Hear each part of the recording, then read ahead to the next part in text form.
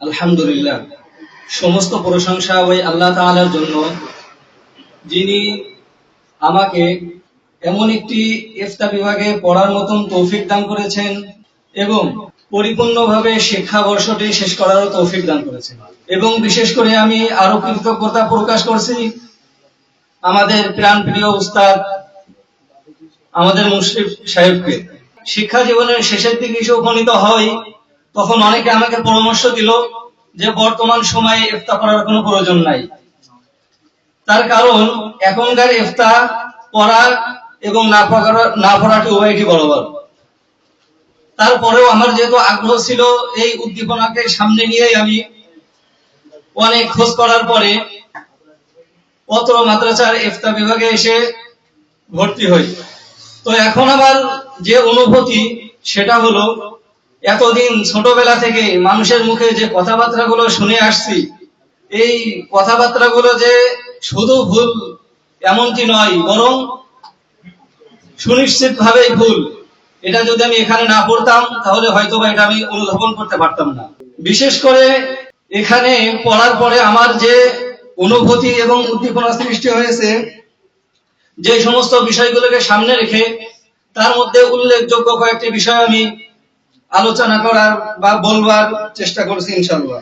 একটি হলো, ফিকহের কিতাবের উল্লেখযোগ্য যত বাব আছে, এই সমস্ত বাবগুলো আলোচনা করার সাথে সাথে এই বিষয়ে মুহাজারা এবং মুবাহাসা এবং প্রত্যেকটা বিষয়ের শীট প্রদান শুধু এতটুকুর মধ্যেই সীমাবদ্ধ নয়, বরং আমরা এখান থেকে ফারেক হওয়ার পরে যাতে ইফতার সাথে সংশ্লিষ্টতা রাখতে পারি, এজন্য প্রতিটা বিষয়ের শীট প্রদান।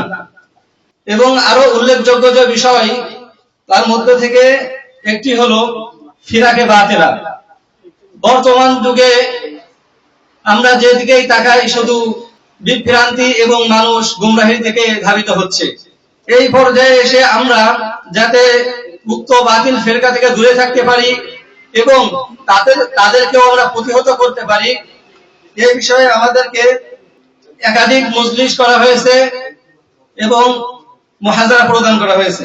এবং আরো উল্লেখযোগ্য বিষয় হলো, যদিও আমাদের এটা ইফতা বিভাগ, কিন্তু এখানে এসে আমরা উলুমুল হাদিস সম্পর্কেও পর্যাপ্ত পরিমাণ ইলম অর্জন করতে পেরেছি।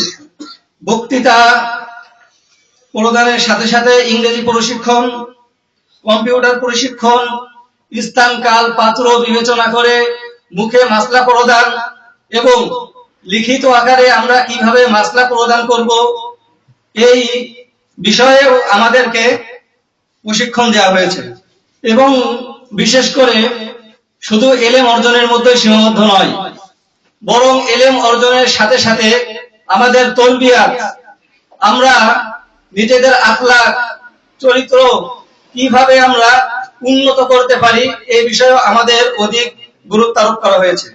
এবং আমাদের ইফতা বিভাগ যেহেতু 1 বছর, হয়তো পরবর্তীতে আর কখনো কারোর এভাবে সময় দেওয়ার সুযোগ হবে না, এই দিকে লক্ষ্য করে আমাদের উস্তাদজি এবং মাদ্রাসা কর্তৃপক্ষ আমাদেরকে সারা জীবন ইফতার সাথে সংশ্লিষ্ট রাখার জন্য অনলাইন প্ল্যাটফর্মও তৈরি করে দিয়েছেন।